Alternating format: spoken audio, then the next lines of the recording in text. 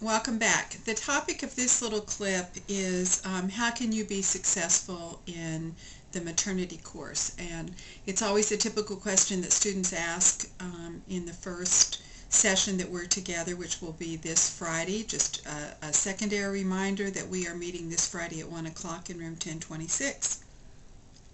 So, I know because of the speed of this program and the volume of work that you have to do that your driving force is, of course, to learn as much as you can, and your secondary objective is to make the best grade that you can. So with that in mind, I'm going to give you 5 points to be successful in this course. It actually it'll just be 5 points. Okay. So the first way is that you want to read and come to class and come to your clinical experiences, and in particular come to your clinical conferences, asking yourself one fundamental question, and that question has 2 parts. And that question is, how does this information or how does this clinical experience apply to my patient, and how does this impact my role as the nurse? Because in this course, you're in your 3rd semester. I am going to expect that your sophistication with the material and the application and the implications of the material to both the nursing process and your clinical actions are going to grow and become more sophisticated this semester because you're in the 3rd semester. So the first way is to keep asking yourself that question, and that question is, how does this information apply to my patient, and how does this impact my role as the nurse? And I've included kind of a shortened version of that question in your Module 1 on page 1. The second way is to read the material. And I know many of you, because of the length of some of the reading assignments in 1st and 2nd semester, I know because I spoke to my advisees that most of you don't read as extensively as you probably should. But in this semester, the reading assignments are briefer. The text is a synthesized text, so I would strongly encourage you to read. There are 3 mechanisms or 3 actions that I would tell you to take around that, and they are read, read, and read.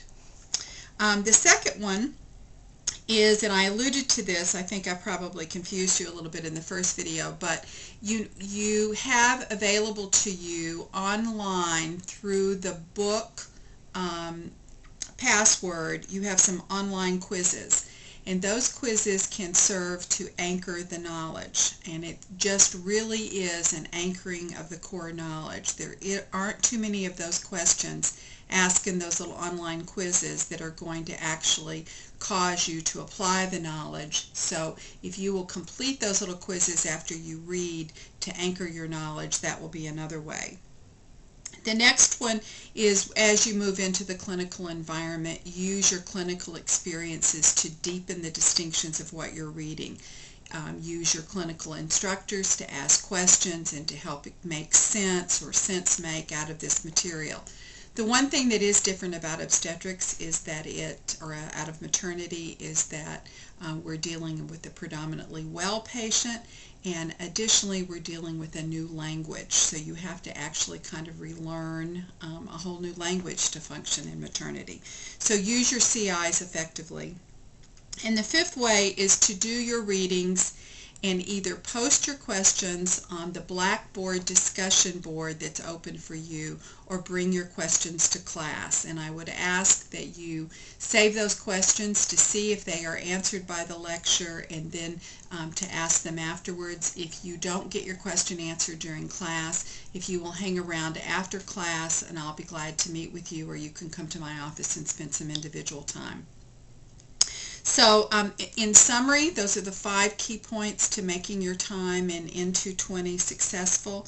I know that not very many of you are going to turn out to be maternity nurses, but what I can assure you is that you are going to continue to encounter maternity patients all through your nursing career, and if not in your nursing career, in your personal life. and you will be asked questions. As a nurse, everybody thinks you're going to be able to answer questions about everything. So, while you may not become a maternity nurse, you may be an ER nurse, and maternity patients are going to end up in the ED, and they're going to end up in the surgical intensive care, the medical intensive care unit. And your mastery of this material will just make you not only more competent when you set to take NCLEX in January, but just overall give you a stronger knowledge base. Okay, I'll see you in class on Friday.